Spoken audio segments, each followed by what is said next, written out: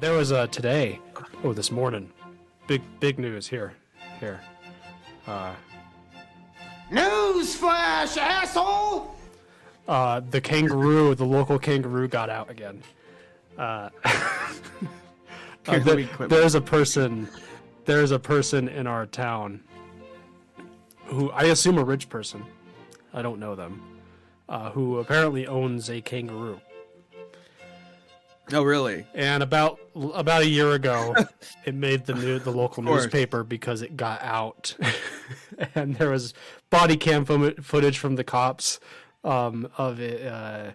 It was over on the street over by like East by Southwest. There was it's like a red kangaroo, so like a small one, and it got out this morning again, and there was body cam footage of the kangaroo on the loose again. I want to see the kangaroo's body cam footage. Yeah, that should be regulated. And credit to the cop, the police officer who just like no fear just cornered it and grabbed it. Because you can see that in the body cam footage. He just grabbed it and was holding it under like that. Well, maybe he was Australian. Maybe. Yeah, but not like a full-sized kangaroo, like a mini kangaroo. Like, oh, okay. I don't know what type of kangaroo it is, but not like the ones that will kill you. Well, up there's all sorts of people, if they have land, ranches with llamas and stuff, which is pretty normal up there. Yeah, I don't know. Kangaroo. I don't know why this person owns a kangaroo, but it is legal in Colorado. I suppose it is illegal. No, it is legal. Legal. Yeah. Okay. I once had an opportunity to have kangaroo meat. And you didn't? I didn't. Damn. I didn't.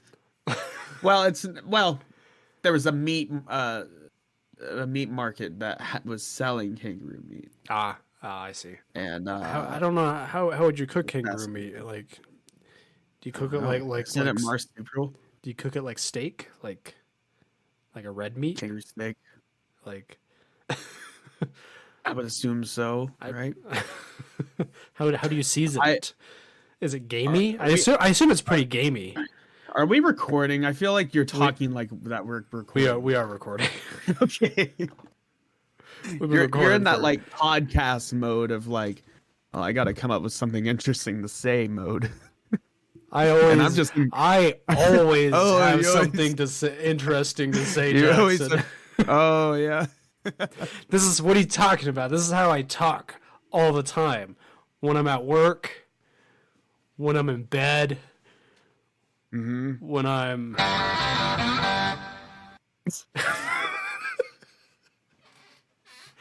we're having fun with that soundboard. I love it. I love that one.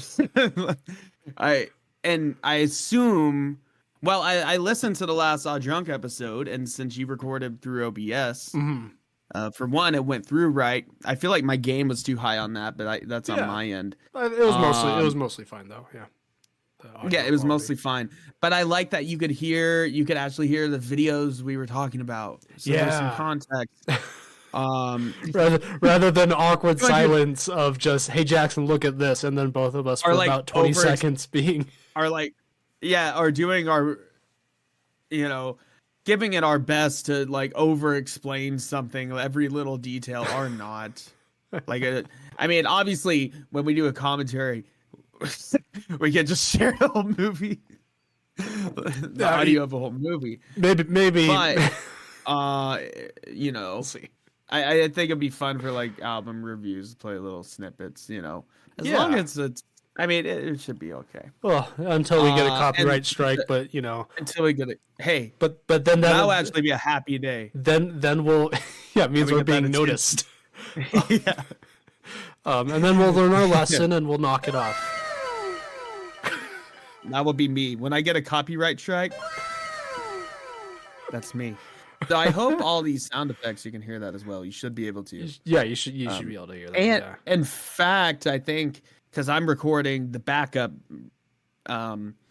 just the voice channels directly from Discord with Craig, our voice chat bot. Is he doing it? Is he in?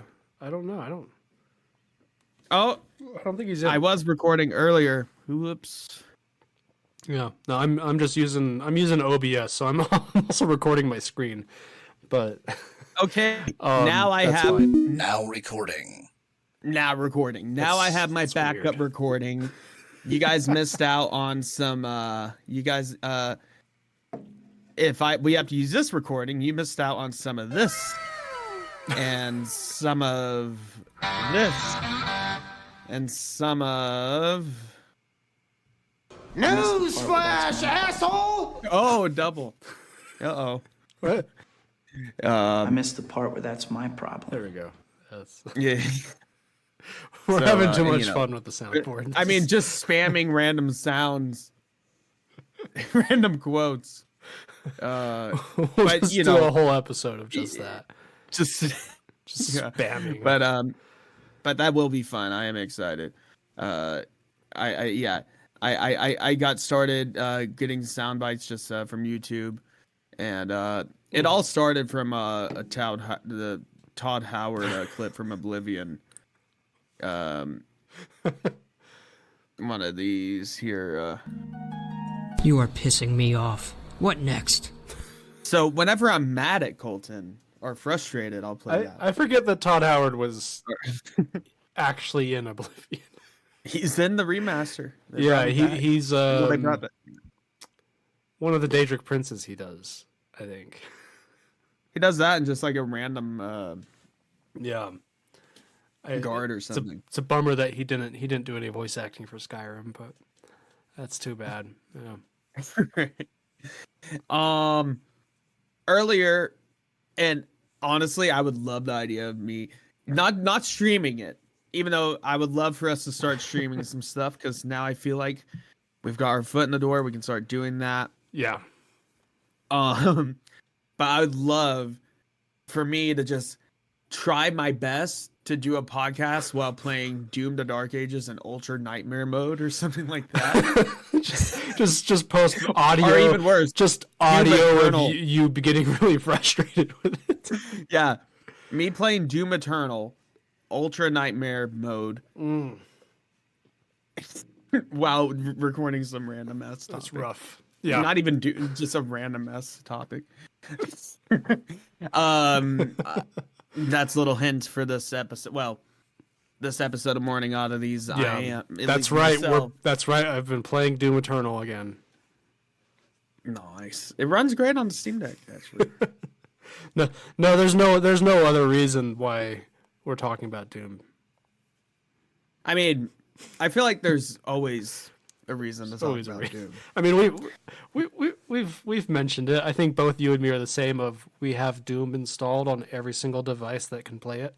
Yes, because everything can run. Because I have Doom on everything. Yeah, it's the one constant in my gaming setup is always Doom is installed. Doom is eternal. You can run Doom on your pregnancy test. I have we have a whole episode on Doom. We did it for the 30th anniversary. Yeah. A couple years ago. And back then when we recorded, playing Eternal off and on. It wasn't brand new at the point, but I still play it every once in a while. But I was playing a lot of old Doom and just like modded maps and WADs and stuff. I mean, Doom 1 and 2 are still the GOAT. Yeah, I mean it's just the gold standard. But... It's the gold standard. But no, Doom: The Dark Ages came out, and of course that's one of the rare pre-orders for me in this day and age. Doom, It could be Doom anything. Understandable, yeah. I pre-order. I preloaded it. Would have, but I had a suspicion. Well, not just a suspicion. That's putting it lightly. I very much expected that it would run like shit on the Steam Deck, and I have heard a few people, because there's a few like YouTubers who every single time a new game comes out they test it on the Steam Deck, and I've heard some people say it's playable depending on what your definition of playable is. with Doom, you have to have the frames. you gotta have the frames. This isn't like Oblivion, or Oblivion, like it doesn't run well on the Steam Deck, but I don't give a shit because it's Oblivion. You can still I can still have fun with it. Not Doom. No. No. Doom, you have to have at the very least 60 FPS. Yeah. I mean, for modern standards, at least. I mean, anything. I mean, because it's such especially when you get into higher difficulties and whatever. But I feel like for any Doom in this day and age, you want at least 60 FPS for that kind of game, for an action game. Like that. Yeah. I mean, it's one of the reasons why, like, I've been replaying Doom Eternal over the last week or so, because I'm just jealous of you right now. So I'm getting my Doom fix, but I'm playing it docked on the Steam Deck, so with mouse and keyboard. Nice. And I mean, mouse and keys it just runs so well on the Steam Deck. It runs so well. Mouse and keys is the best. Is the best. Only is the best. But I didn't pre-order it because I kind of expected and was confirmed that it doesn't run well on the Steam Deck. Maybe. Yeah. Maybe. So on my rig. Yeah. On my rig, 4070, and a Ryzen 8700 CPU. To be honest, sometimes I forget all my specs. I'm not one of those guys, but I have a decent mid to high rig. Yeah, and like not like a $4,000 or $5,000 PC type of high rig. No, but and I'm not on a respectable modern piece, like gaming rig. Yes, and I'm not trying to run 4K. If I was trying to run 4K, I would be limiting myself, and I would be running on much lower settings. I get a kick out of when I see people online, because they're a minority, but you do see these people where they're like, they have a $5,000 PC, and they're like complaining about a game being unplayable because they're not getting 200 FPS on it. It's like, what? Yeah, that's the actual on 4K. Like, it's like, okay, well, first of all, 100 FPS is perfectly playable, and second of all, if you really need the frames, maybe don't play 4K. Yeah, with ray tracing. Honestly, like, even it's great and all, and side tangent, but I'm actually kind of glad GTA 6 got delayed. Mm-hmm. I mean, I think we all knew it would be. Yeah. And I wasn't like, oh man, I was really. Hey, GTA, it's one of those games, because GTA 5 has been out since 2013. Yeah.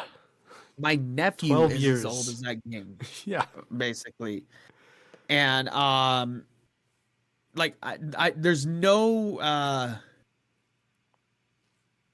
at least for me, maybe for some people, but there's no like hype. There's hype, but it's not like, oh, I'm just itching to play it. I have to have it. Yeah. No, I'm, and it's not even like, oh, I'm patiently waiting. No, the trailer looks amazing. It looks great. Let them cook.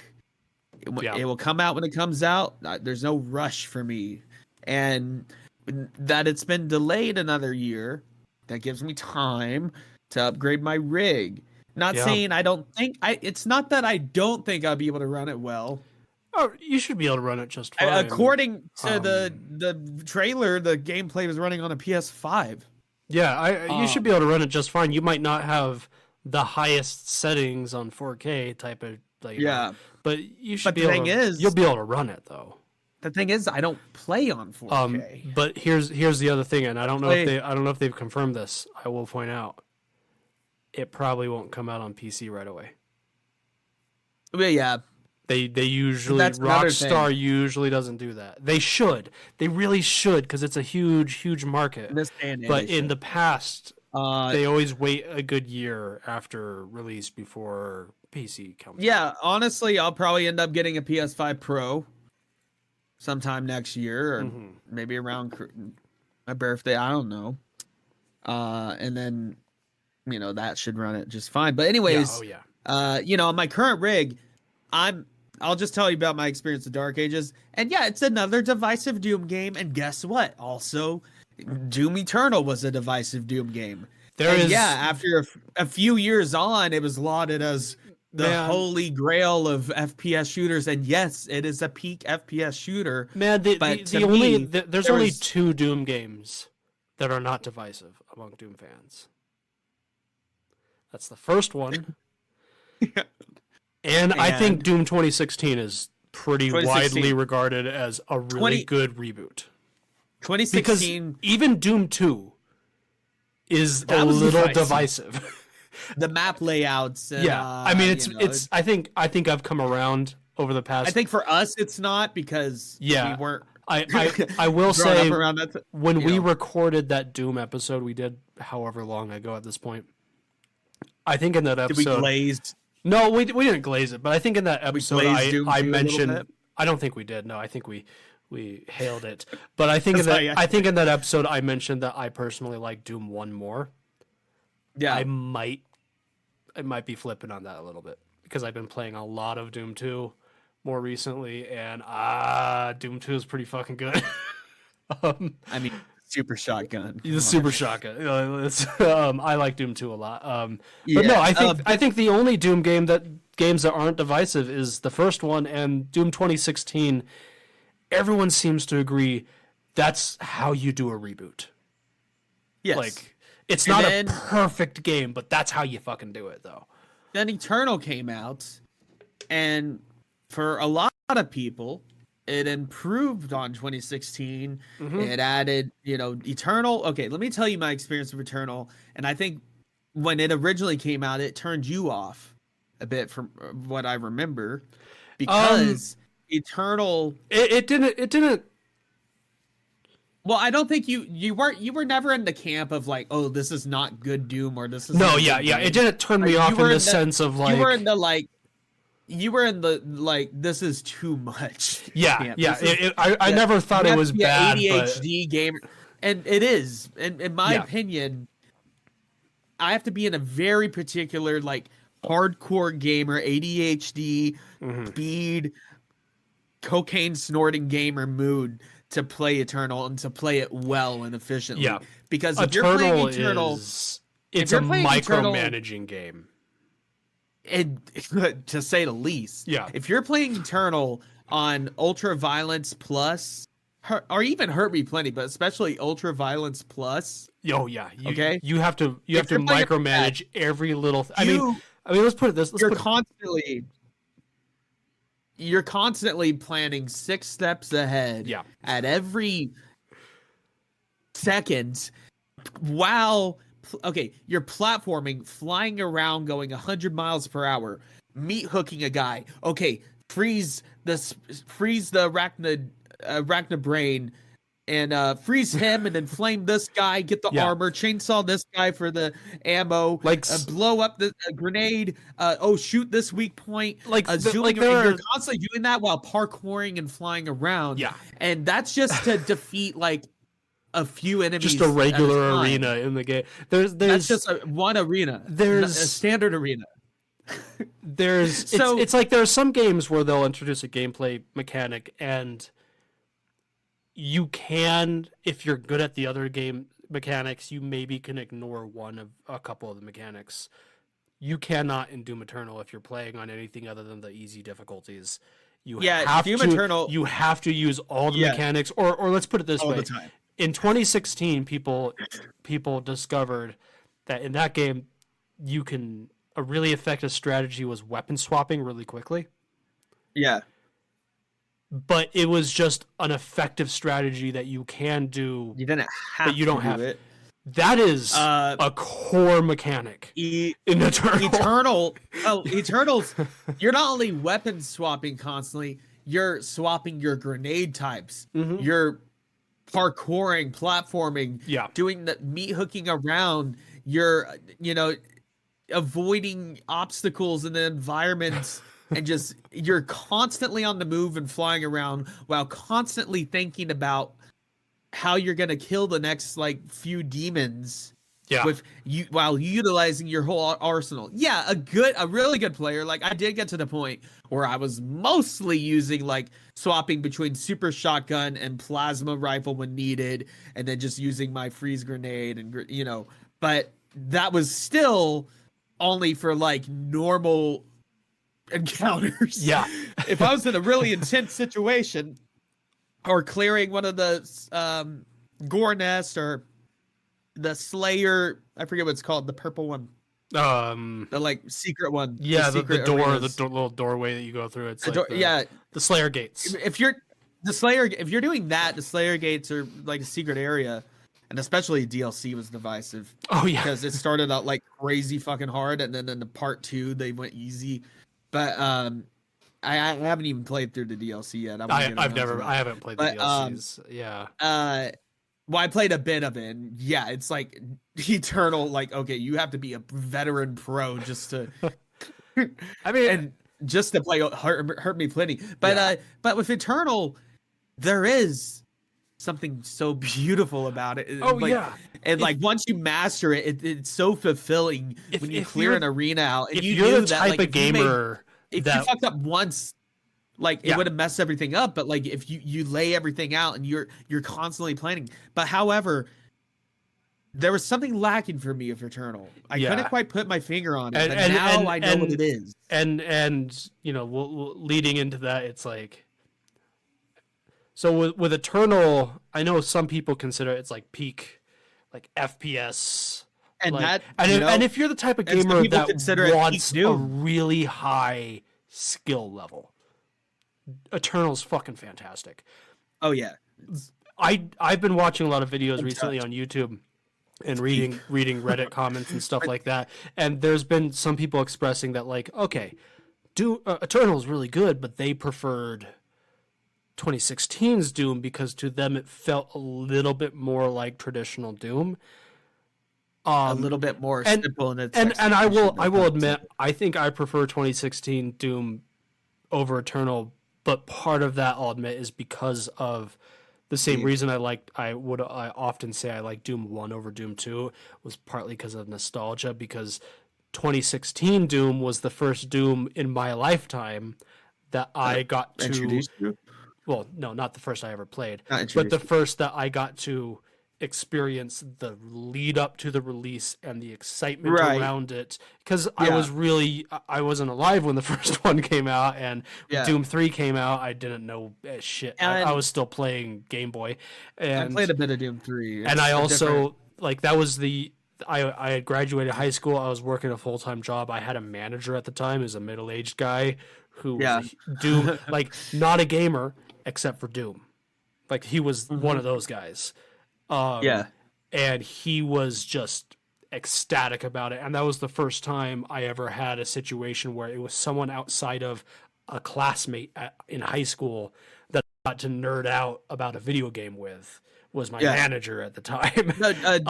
Doom 2016 was something my dad could pick up and play. Yeah. My dad. Okay? I would love to do a playthrough with your dad on Doom. That'd be great. But I did see someone recently. I don't know if I read this in a comment somewhere or if it was on a YouTube video or something like that. But they made a really good point, and they were talking about 2016 Doom and especially Doom Eternal. But this applies to 2016's Doom as well. It's more like Quake than it is like Doom.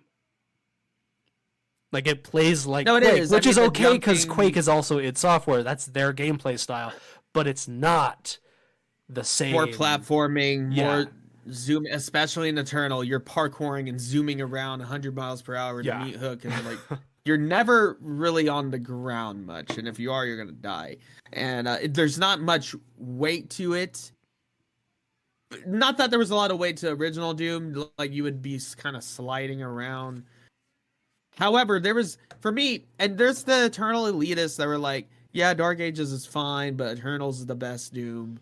And, you know, that's their right if they like that kind of gameplay, if they, frenetic, you know, planning 6 steps ahead, not parkouring. And that is a cool thing about Doom, is that there's no single game in the series that everyone is like, this absolutely sucks.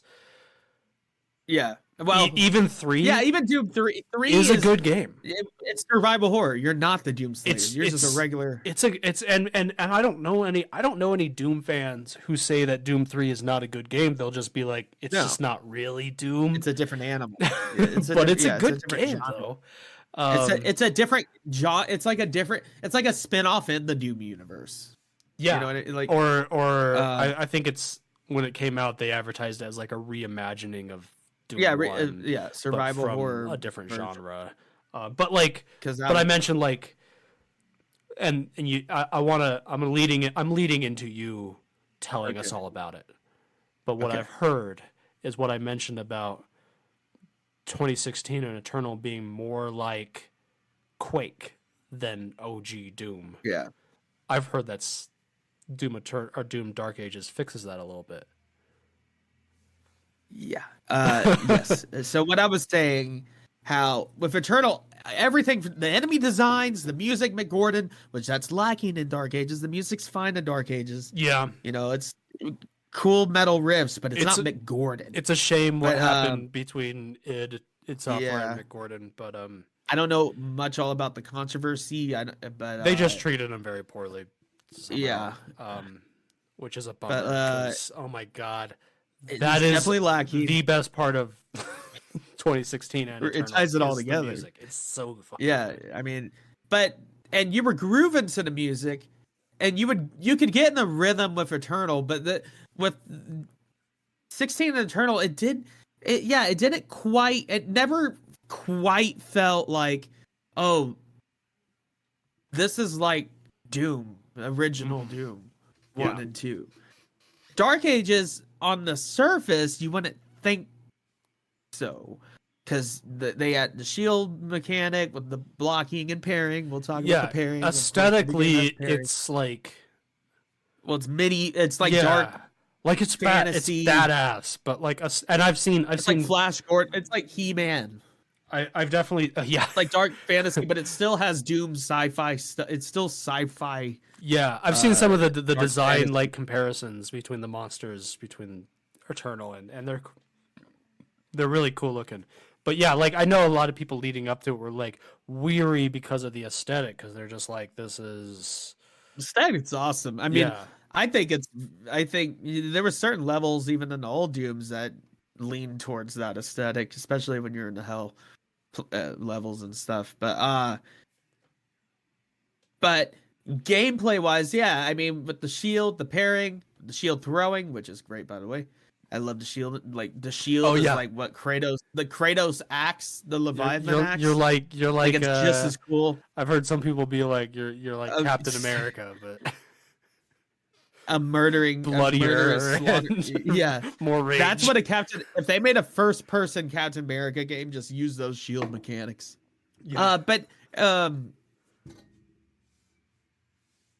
And when you start out in Dark Ages, you start out in the slower kind of tutorial section and everything, just getting used to the new mechanics. It slowly introduces you the shield throwing, parrying mechanics is quickly introduced, stuff like that. And like you're taught, there's going to be things that you can't dodge. You're going to have to block them. Yeah. So you have to get that in your mindset, which is something I really like. But it's much more, there's still some verticality, about as much verticality as like an old Doom. And this is going to get to my point. So it's a lot more wider horizontal planes, especially when you get in the open battlefield levels where you're in the war zone and everything. Yeah. And like traveling around to different points in like this kind of big hub world. And, I've heard it's like playing demons on the way. It's like semi-open world, like not open world, but like very it's just wide open levels. There is smaller, more traditional levels, and then you get the big wide open ones where there's a lot to exploring to do and stuff like that. But everything, because on Doom 1 and 2 and 64, you are on a horizontal plane. You can only turn left and right. You can't even look up and down. Yeah. In those games. Which is This which is I brings- will say it's my one disappointment with the sort of, well, I guess they didn't really call it a remaster, but they did like that remaster sort of Doom 1 and 2 last year. Does that have free look? It doesn't though, and that was my one disappointment where I was just like, Oh, you wanted free look. that would have been a really I'm good not- opportunity for that to be like an I mean, option. it would be a good toggle. Yeah, a good option. Because to like toggle. the I remember, I think we talked about when it came out, the Star Wars Dark Forces remaster, like added a bunch of like modern features and made it control like a modern game, and that's just such a good remaster. Overpriced as hell, but really, really good remaster. For old Doom, I'm traditional, no free look, unless Yeah. you're playing a modded map that requires it. Right. It is, well, it depends. It can be fun. It should be a toggle. I feel like a toggle because a they toggle. did on the again, they didn't call it a remaster. It was just a re-release, but it really was kind of a remaster because it runs on a newer, updated engine. But because it's running on a newer engine, they had the opportunity. They probably could have had a toggleable option, which I think would have been cool. Anyways, what I'm trying to get to is that this Dark Ages is way more of the action is on a horizontal plane. Yeah. So that already makes it feel more like the older Dooms. But and the more I started playing, and I'll talk about the dragon levels and the Atlan suit level, the basically Pacific Rim suit levels, but but like the core gameplay okay, so once you get the whole weapon wheel unlocked, well, wait, I'm gonna get to my other point. So you're playing more, so you're already playing more on the horizontal plane. The level design, especially when it's the smaller maps, the more traditional sized maps, Yeah. the level design is extremely reminiscent of old Doom level design because you're not platforming around and doing a bunch of crazy stuff. You'll climb up like one ledge, and like there's the walls you climb. You know, they still keep some verticality in areas like that for secrets and getting to a different plane, but like it's much more just kind of strafing around, and you start to get, and it just clicked with me all of a sudden, where I was like, aesthetically, this is the medieval dark fantasy version of Doom. Yeah. But gameplay wise, out of all the modern Dooms, this feels the most like Doom. Nice. Because I started getting into that, and you know what I'm talking about, and Doom players would know this. I started getting into that groove. Yeah. That just kind of getting into the zone. And it's kind of a game you can kind of zone out to it, even on higher difficulties. And yeah, there's settings you can play around with, everything from like game speed to parry timing, you know, things like that. I'm just playing on ultra violence right now at regular speed, but if you want eternal speed, just crank it up to like 120 or 150. But I can tell it has I don't know if you follow Luke Stevens on YouTube. Yeah, I've seen stuff. I watch some of his videos sometimes, and he did a video talking about it, and he said, and this cued me into, it's like it's a different groove, very fundamental, like it feels very different, because he was just like 2016's Doom and at Doom Eternal, he found he could not play that for more than 45 minutes straight without getting motion sickness. Yeah, no, seriously. But he can play Doom Dark Ages. And he was like, this is the first Doom game that I've been able to sit down for just hours straight and just play. You get in a groove. Yeah. You get in a groove and get in the rhythm of it, and you're dodging projectiles because it's slowed down a little bit. Mm-hmm.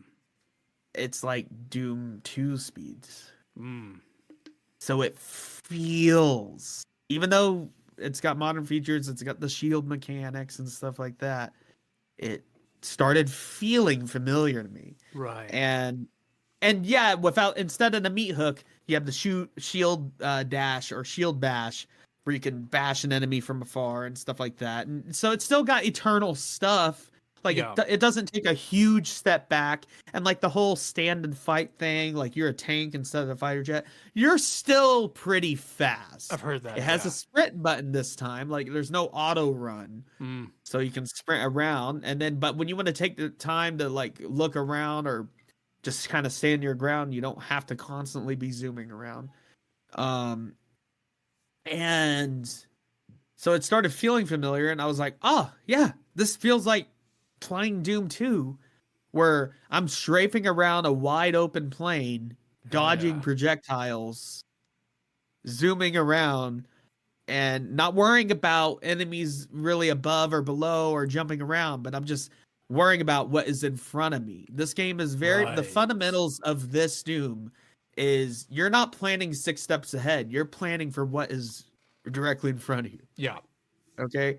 And the shield mechanics really play into that. And yeah, obviously switching to plasma rifles will kill the plasma shield guys fast, and like switching to your machine gun will break down armor fast, and you get your super shotgun that will you still want to have reasons to swap between weapons. You still have reasons to swap between weapons, but also you don't. I mean, that's part of the fun of any Doom game is at the very least the different weapons are fun to use. But like, you have different enemies. You might say if I'm playing Doom 2, I'm using my super shotgun because you can just destroy the grunts with that. Yeah, and that's great for that. But if something bigger comes out, I'll switch to something else because I'm like, this is gonna take more than just a couple shots from the super shotgun to take down. Well, yeah, you get I don't want to waste the ammo. I don't want to slow down. I'm gonna switch to something. You that's get faster. Mancubus or Cyber Demon in the distance. You switch your missile launcher or your chain gun. But in this, and like when you get in the wide open areas, there's dozens of enemies on screen. You can switch over to your pulverizer, which it literally crushes skulls and uses that as ammo. Yeah, it's so metal, but cool. like there's a good reason to use it, and I don't use it all the time. But when it presents itself, when I have a ton of enemies on screen, and I just want to clear out the fodder as quickly as possible, I'll switch to that. Nice. But in traditional Doom, and even 2016, even more so, you never felt forced to use weapons you didn't like. Right. You didn't have to use all the weapons all the time. You could pick a couple weapons that you liked and be good with that, right? Yeah. One of the problems with Eternal is like, I remember on my first playthrough of it, I got almost anxiety from getting a new weapon because I'm just like, that I'm gonna have to work this into my routine. Yeah, it's more that and Dark Ages, you're gonna be way better off and do better if you utilize your whole arsenal. Yeah. And there's gonna be opportunities that present themselves. But really, if you get the just core mechanics of parrying, shield throw, deflect, dodge, fire your gun, you're gonna get around pretty well, especially with the different upgrades and runes and stuff. Then it makes it where you can upgrade your favorite weapon and make that your main. So there's less of constantly churning through the whole weapon wheel and constantly switching things, and like it's a lot more. I can get into the groove, I can get to the zone, and I feel more inclined to search around for secrets, because I'm not just mentally exhausted by the end of a match. Yeah. Also, even if you do get to that point where, you're like, oh, I need a break, the story, the campaign paces itself very well. Right. Like after a couple of intense, just traditional maps. I am curious. I've heard it's the most, other than maybe Doom 3, it's the most story heavy Doom game. And the actual story, it's nothing,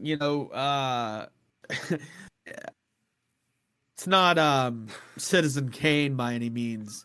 It's nothing but crazy, but it's it's good, serviceable. It's a good backdrop and like for your demon slaying, and it's cool cutscenes. It reminds me of like Halo 3 or something. Nice. It is cool from what I've seen. It does look like the story is, because I was playing Eternal. All the lore from I've been seeing clips of Dark Ages, and I'm playing Eternal, and I'm just like, all of this like stuff they hint at in Eternal that they say happened, pretty much this is just that. Like they're just showing you now. Yeah, like King Novak is in it and everything. Yeah. And of course, Doomslayer, like he's only said like 2 words my whole playthrough so far. Oh wow, that's a lot. I'm like 10 chapters in. Yeah, right. Yeah. He said run. And then he also said something else. I forgot what it was. Or maybe that was just a grunt. I know he said run. He said at least 1 word. It's another thing that adds to the theory that Doom Guy is actually also a reincarnation of Link, because Link also doesn't talk. Silent protagonist. Yeah. The heaven dimension, the heaven realm is essentially, and they're working with the Argent with the Night Sentinels. They're using the Slayer as a weapon, living weapon. Yeah. And they're like, okay, Doomslayer activated. Like they just drop him in, like release the Slayer. Yeah. Like release this, but now it's to the point in the story where he's unchained, untethered, and they're like they're freaking the fuck out. Lost control of him. Yeah. Because you lost control of an extinction level event. Yeah. A one-man extinction level event. I think my favorite thing about the new Doom games, like the reboots, is just what they've done with the Doom Guy for the lore of, they took him from just like, he's this like in the original games, he's just like just a sci-fi John Wick. Yeah. Like he's an absolute badass, but he is still just a dude who is doing just insane shit. Like, but now they're just like, he's a force of nature. He is like, he's just rage. Exactly. Incarnate. Yeah. But I could go on, and I love the demon designs and like the what's it called? Like some of them look familiar, some of them are a cool new spin, like the skeleton guy, the Revenant. The Revenant. They look like sick in this, like nice. Like how they used to look before. And there's like the Pinky Demon isn't like this, the short little like bull it is now. It's a mount, like it's this huge mount that a guy rides. Oh, that's and cool. Basically the lore is, after so many of them getting killed by the Doomslayer and inbreeding and stuff, then they become it's like a pug. I will say the Pinky is my favorite design from Eternal. I think he's funny looking. I like the Pinkies. Yeah. Eternal just brought back all the OG designs, basically. Eternal did a good job with the designs. But no, this has, some of them just look straight, like the Cyber Demon's still just the Cyber Demon. Like there's no real explanation for it. Yeah. Well, they have hell tech. A Doom game without the Cyber Demon, what the fuck are you doing, man? Like, it's not like the before the cybernetics. No, it's just the Cyber Demon, and you still have the Arachnotrons, and you still have stuff like that. Yeah. But no, and so this game is a bit divisive again, because it is slower. It is a bit slower. It isn't. You're not platforming while switching through your whole arsenal like you would be in Eternal. It's more about pacing. I've heard getting people your parry actually timing right, comparing it to Doom 64 a little bit, which I don't know is totally accurate because I've not played it. And from like in terms of just like how it feels, like how it feels and how it plays. Yeah, a little bit. That makes sense. Yeah. But it's the Eternal elitist still think Eternal's the best and think this is mid because this is too slow and this. Yeah. But the people that thought Eternal was too much are really liking this, and the people that really just like Doom are really liking this. So it is a win. I feel like, and I'm glad it did something different. Yeah, I mean, and because obviously they knew Eternal was divisive, that there was people that just didn't play it or couldn't play it. It was too much to enjoy it for older Doom fans or people that just wanted something a bit more. Doom is just like I mentioned earlier. I think it's cool that it's a franchise that like it's pretty, with the exception of 3, it's pretty successfully although I do know people who are big fans of it. It's pretty successfully of Doom 3. It's pretty successfully managed to be like a series that like every game has its identity while still feeling like Doom. Yes. And I am personally one of those people that's just like, I do have the ones that I like more than the others, but like if it feels like Doom, I'm fucking down. Valid. Yeah. And when you're in open areas and whatever, you have the red bad projectiles that you need to dodge or block, but you can't parry them. Then you get the green ones that you parry. Like, it's a bit straightforward visually, but like it is still a game. It knows it's a game, and that's what I love about all the new Dooms, that it's still a game. It's still a game that treats itself that way. That still is arcadey.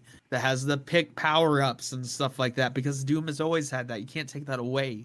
And that's something, Doom 3 going survival horror, I can, for me, it's still Doom, but it's like just a weird spin-off of Doom. It doesn't feel like Doom to me. Right, yeah. It's like just in the Doom universe. But with Dark Ages, I love that it still has all that. And you never you're rarely running out of ammo, but even when you do, the shield is so satisfying, and the melee too has been improved on. Oh, nice. Now the glory kill situation, you don't get tons of automatic glory kills like you did in Eternal when they're glowing blue and orange. Right. You can still get them. There's special things you have to do to get them. So like a demon will be glowing purple and you can melee them, and it may or may not kill them. It might just weaken them. But if you do a certain move, like if you jump and then do the melee on a weakened demon, you'll do like a shield chainsaw down the middle of a demon, stuff like different animations. So there's still glory kills in there. And I think they're a bit more rewarding now because they're a bit more few and far between. It's not constant, but generally, like when you hit a weakened demon with a melee, and you get the flail eventually, which is great. That's what I'm using right now. It's a bit slower, but it has a lot of impact. Nice. And but you get the flail, you'll just ragdoll demons across the map, which that is also satisfying in its own way. Yeah, it's not like a glory kill in animation, but you just see this demon turn into blood and pulp and gore just as it smears flying across your screen. Yeah. Hell yeah. And there's cool stuff where it adds, like when you're out in an open area, you'll find a demon that's shielded that you can't harm until you kill basically everything around it first. Oh, nice. But it's still trying to kill you, so you have to kill everything and then you can fight it. Right. Nice. And they add the skull pulverizer, which is good for like open areas, mass numbers of enemies. But then they also add, I don't use it as much. I feel like there's fewer use cases, at least for me. But it's fun. It's like this gun that shoots it's like a flail gun, basically. Oh. It's like this ball. It shoots a ball and chain, and you charge it up. And if you upgrade it, it will automatically charge up when you parry. Like one of those cannons with, like with the chain ball type of thing. Like it's like that, but it comes back. Okay, yeah. It and I haven't I've pretty much unlocked everything except what I assume that the BFG will be in there somehow, some version of it. I've been trying to stay away from spoilers, Right. but I'm pretty sure it's in it because it's in every Doom, and I would be, people would riot. Yeah, The Doom BFG. without the BFG. Come on, even Doom 3. I had don't the know if the BFG. Crucible is going to be in this. I don't know if he had that in lore. I think he did. I'm pretty sure he did. I don't know. I can't remember. But Doom lore is weird. there is hints though, and I don't know if you've already spoiled it or you listening have already spoiled it. I'm really trying not to spoil it. I want to enjoy this campaign. There's hints at like some Lovecraftian stuff, which would be like a cool, like another level, of weird to add to Doom. Yeah, Like what can you do beyond hell? I mean, that would. I feel like that would fit really well with the current lore because the current lore is a lot like there's hell, but like the con maker and eternal and the like the the equivalent of like angels, they're not actually, it's not heaven, it's another planet, or it's like, it gets very cosmic. It's they're the ones using the Slayer as a weapon right now. And then the main villain, I like him. He's like a very stereotypical looking, like just a devil figure. Oh yeah, Red guy with horns. Prince Azrak or something like that. But he's cool. I like him because he's a more strategic, intelligent villain. Right. Like he's like, we're gonna avoid the Slayer. Yeah. We're gonna go after the humans first and go do all this first before we go after Slayer because it's Slayer. Yeah. Like he's not kidding himself. Like he's not like, oh, I can beat the Slayer. He's like, no, I cannot beat the Slayer. He's kind of like Lex Luthor with Superman. He's plotting. Yeah. He's like, I'm not stupid enough to actually just face the Slayer. So we'll just divert him while we can. Yeah. While he gets the powerful thing that make him powerful enough to fight the Slayer, essentially. And it's like this Lovecraftian like thing, artifact. The last thing I haven't talked about, and then if there's anything else you want to talk about besides Doom, we can do that too. The dragon and like the mech suit sections, the Pacific Rim sections. Right, yeah. I think I like them. I mean, I think it's a good change in pace, especially if you like when you get to the point in the campaign where you're like, you know what? All right, I'm going to take a break now. That was a tough level. And by the way, I've only died like once. Nice. I will say that it is easier. Yeah. At least to me. I think if you just got done playing through all of Eternal and you're used to those mechanics, it might actually be hard for you because you're in that mindset. Right. Like you need to learn this game's mechanics. But in my opinion, it is easier. But I don't think that's a bad thing. And also I'm not playing on the hardest mode and I'm just playing it to enjoy it and have fun with it right now. I never go on the hardest difficulty on my first playthrough of Doom. No, yeah. I just don't. Yeah. Once I beat the campaign, and I've been going back and getting all the secrets. I love that stuff. But yeah, the dragon sections are the best of the two different sections because you get the fly round. You're on literally a Doom dragon. Yeah. Okay. And, you've got your pet. Machine guns. Yeah, it's your pet, his new pet. And I've got some really cool let me pull up my screenshots. I'll share some of these for you. All right, let me go. Let me just go in my file explorer. All right, let me share my screen. Share some of these. Okay. Here's some screenshots that I took just of the game, but some of them of the dragon.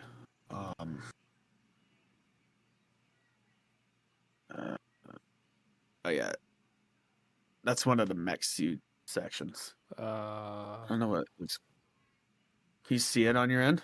I'm just seeing your files. I'm like, those. Oh, lame. This is too small. I can't see those checks. You just see my files. just little thumbnails. Oh yeah. Let me change that. Change stream. There you go. Oh, there. Okay, I can see that now. So you get to do the finishers on Titans with the dragon. Hell yeah, the classic And stuff breathing like that. fire down their throat. Yeah, like Godzilla. Yeah. Yeah. And yeah, there's this cool cutscene, and like you land, cool landing scenes with the dragon. Hell yeah. And it's just rad. It's just rad. As any Doom game should be. Yes. Yeah. But the thing is, the dragon, like there's secrets and stuff to explore, and you're taking down warships, and it's fun enough. Like the mechanics is easy. Like it's easy. Yeah. Literally just dodge the green thing and then shoot. Dodge and shoot, dodge and shoot. Like it's not in-depth mechanics, but I think that's fine. It's really just a pace breaker to change up the campaign. I mean, the original, because there's no other mode. Yeah. There's no multiplayer in this. No deathmatch, which I think there should be. But the campaign just cooks, and like from what I've heard, maybe a multiplayer might work. The thing is, like, I remember Doom 26. I never played multiplayer on Eternal, but with the weird demon horde mode. But with 2016, I did play the multiplayer on that, and it was really good. It was arcade. Yeah, it was fun, arcadey. What I mentioned earlier about, like, those Doom games are really more like Quake than they are like Doom. Yeah, that felt like which Quake. Maybe is why the multiplayer worked so well. Yeah, it just felt like Quake is really good multiplayer. But yeah, the thing is though, there's not different modes. You just have the campaign. So like any good campaign there's sections that, pace breakers that spice things up, that give you something different to do, something different. And then, there's the giant mech suit sections, which are as interesting, but it's still fun to just go around a city smashing everything. Right. And there's tons of breakable objects in this game. Like even as just a Slayer, you'll just run into a market stand and it just explodes upon you just grazing, against it, because you're the Doom Slayer. But like the big mech, you can smash down buildings and you walk through towers, bridges, and then you're getting in fist fights with big Titan demons. And then you'll get a giant mech version of the shotgun, things like that. It is cool that the mechs are, if you play Eternal, you see like these broken down ancient mechs and stuff, and that's what you're piloting is those same ones in Dark Ages.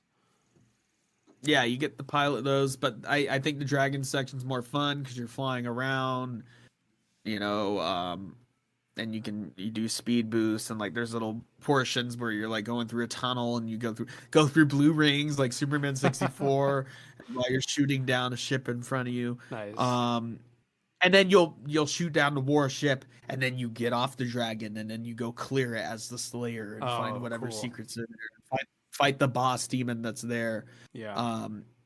And the finishers, there's even multiple finishers with the dragon. It's not just a repeat of the one I showed you. It like there's one where the dragon, once you finish it, kill a Titan, do a finisher where the dragon climbs around and twists its head around, snaps its neck. Cool. It's another one where it rips its throat out. Nice. Crazy stuff like that. There's lots of different ways to kill things in this, as there should be. Yeah. But no, I've seen some people complain about them or like be very even.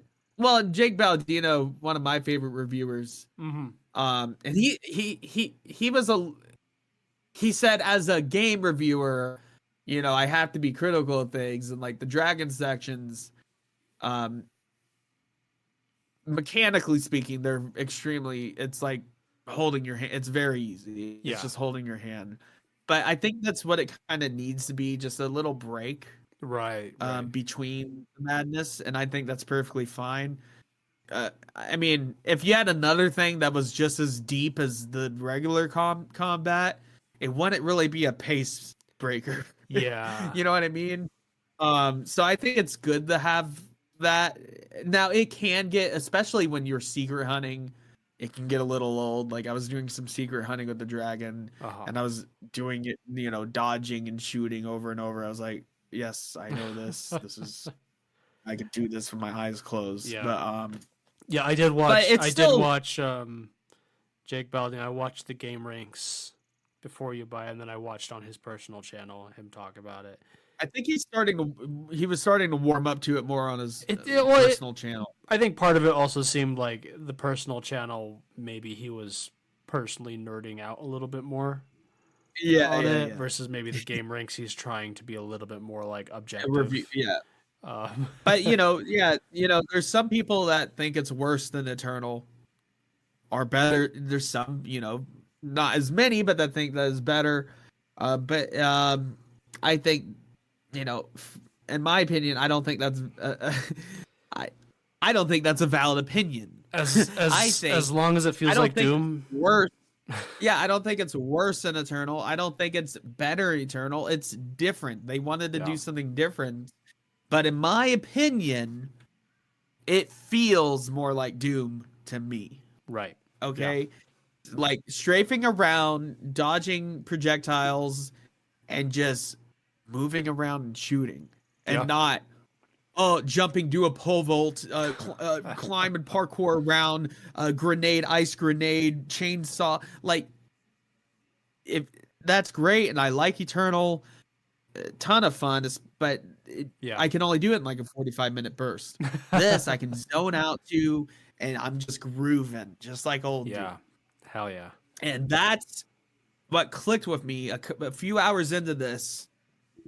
Something felt so familiar, and I was like, oh, it's Doom. Like nostalgia? Like this feel like, even though it looks it's aesthetically different, it's 4K, well, it's modern graphics, all this stuff, it felt more like Doom to me. Hell yeah. And I that's when it really clicked with me. I'm really enjoying it. Hoping I get the chance to play at some point. Like I said, my rig won't run it. There is a small chance. I've heard rumors, but I wouldn't give them much salt. That it could get ported to the Switch 2 after that releases. Yeah. But I wouldn't count on that. I mean, it's possible. The Switch 2 can run that well. That's impressive. Well, I'm running with some AI. My thought isn't if the Switch 2 can run that well. It's that they managed it with Eternal somehow. That's true. Yeah. And the Switch port of Eternal is not that bad. It's not the best, but it's absolutely if playable. Eternal, you're moving so fast all the time. Yeah. But Dark Ages, there's a lot more on screen at one time. Right. Yeah. So that is harder on your CPU. Yeah, it looks awesome though. And yeah, I'm running on ultra settings, but to get more FPS, I am using some DLSS.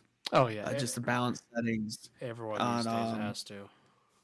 Yeah, and it's it runs pretty smooth for me. I did have one hard crash, and luckily it was during a replay secret hunting. But I was fighting a cyber demon, and I was fighting him really janky. I don't know what the game didn't like what I was doing. I was like parrying and then shield bashing and shotgunning. I don't know, playing really just nuts against a cyber demon, and the game decided it didn't like that, and I blue screened. Oh, okay. Yeah. That's okay. That was my only crash, and luckily that was on a replay, and luckily I didn't lose progress, so I haven't had any crashes where I lost progress or any bad burns like that. Nice. But otherwise it's been pretty stable for me. Oh yeah. But the id games, generally, I mean, I've never really had an issue with the previous Dooms. Are like the Wolfenstein games, which I think is on the same engine. I don't know. I'm not 100% sure on that, Yeah. but I haven't had any major issues. Nice. Just the one crash. It's just good to get Yeah. a good, just a good solid Good to have a game. good new game. It got me to stop playing Oblivion Remastered. That's impressive. That's Yeah, but I'll be back to that. oh, yeah. When I need a break. But then again, Oblivion Remastered, just when I clear out of Oblivion Gate and my Pelennor Light Strike armor feels very Doom to me. Yeah, then you're just gonna want to go play some Doom. Yeah. Yeah. Also, this has to be an Easter egg. The Hell Gates look just like the Oblivion Gates. Nice. Like it's almost identical. Not I haven't seen any major Easter eggs so far, but that's one that I'm like, that has to be one. Like, so on the nose. Like, it's not exact 1-to-1, but it's like, oh, let me just copy your homework. Like, it's Yeah. pretty damn similar. Yeah. Anyways. Yeah. Anything else you want to touch on? We haven't talked about Thunderbolts. I haven't seen it yet, so there's not. I don't want to go too far into it, but I don't want to. This episode's already gone on long enough for Morning Oddities. Yeah. But to give my quick review, I thought it was good. I thought it was much better than a lot of recent Marvel things. Way better than New Captain America. And I thought, it was about on par with some Phase 2 movies. Nice. Hell yeah. I plan on watching it. It's a really good one. It really is. Yeah. I don't want to sell it short, but I also don't want to just laze it because it's not. I mean, it's not perfect, but everything they do with the character development, the character work in it is really well done. Florence Pugh really stands out. Oh yeah, I've heard that.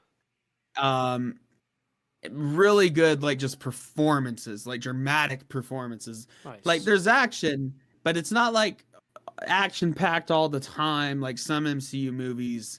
And there's definitely a lot more mature topics. Dealing with drug abuse and depression, dealing with some real issues. And I thought that was cool. It's a more mature MCU movie. Not everyone's just trying to quip all the time or,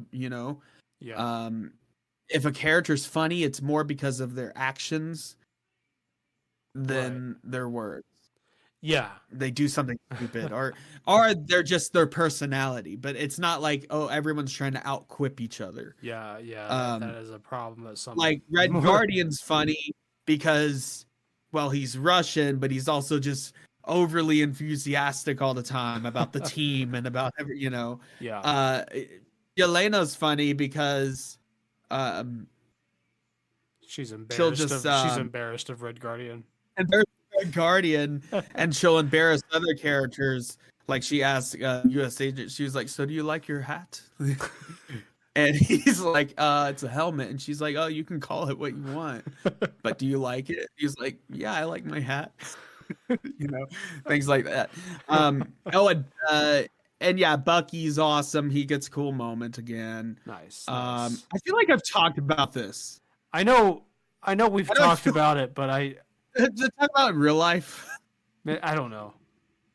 I don't know. I feel like we haven't talked about it on the show, but I know we've talked. I don't remember. Maybe we're also, rehashing this. Sentry, Lewis Pullman is Sentry, aka Bob, aka the Void. Is really great work. He plays each as a different personality, and we get a new, OP character, for people to either hate on or glaze. Yeah. And the Snyder fans freak out. Oh, you wouldn't beat DC Superman. I hate to tell you, probably. But yeah, we get a really good scene with that. Yeah, I thought it was a good it was a good Marvel movie. It was like I was like, this is like a movie. This is a movie. It doesn't just feel like a advertisement for the next movie. Yeah. Even though it is. It ties into Fantastic Four and to Doomsday, but it felt like a Phase 2 movie where it felt like it was actually its own thing that builds up to something, but it didn't actually just feel trying like to be its own movie. Yeah. It felt like its own movie. It didn't rely on callbacks, on cameos, unless you count Bucky being in it a cameo. But he's a main character. That doesn't count. Or unless you count that as a callback, no, it does new things with him, and it's not just, and Deadpool and Wolverine, No Way Home. As much as I love them as a fan, it is fan service for the fans. Right. Those movies, when it exists, on their own as a movie, without the movies that came before Deadpool and Wolverine, I had a great time with, and it's very rewatchable for me, and I really, really like it. But by itself, as just a movie, if you didn't, it's not perfect.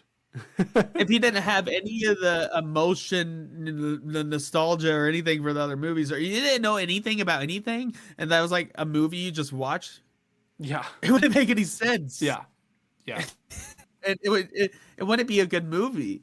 I mean, so much of it relies on fan service, but like Thunderbolts was so refreshing because I was like, wow, a Marvel movie that just tries to be its own thing, that tries to be a good movie, just a movie for once. I would put it, right there at Guardians 3. Nice. Hell yeah. Would. And I appreciated that it was a more mature story. Nice.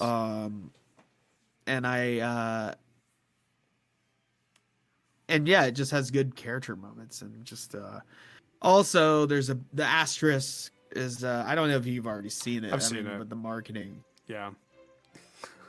They're the new Avengers. Because as soon as the movie actually came out, they changed their marketing to posted. Well, and I knew even before with the asterisk thing, I was like, okay, it's either Dark Avengers or New Avengers. Yeah. Like, because the Thunderbolts, that was the joke, the whole movie, and it's the New Avengers. But no, I enjoyed it. Nice. I don't have much else to say about it without blowing this episode up to just an Odd Drunk podcast episode. I'm sure there's more stuff we could talk about now, but I'll tell you what, I am really hungry. I need to go make some food for myself. I'm getting hangry. About that time. Yeah. So. Yes. All right. Yep. Catch you on the flippity flip.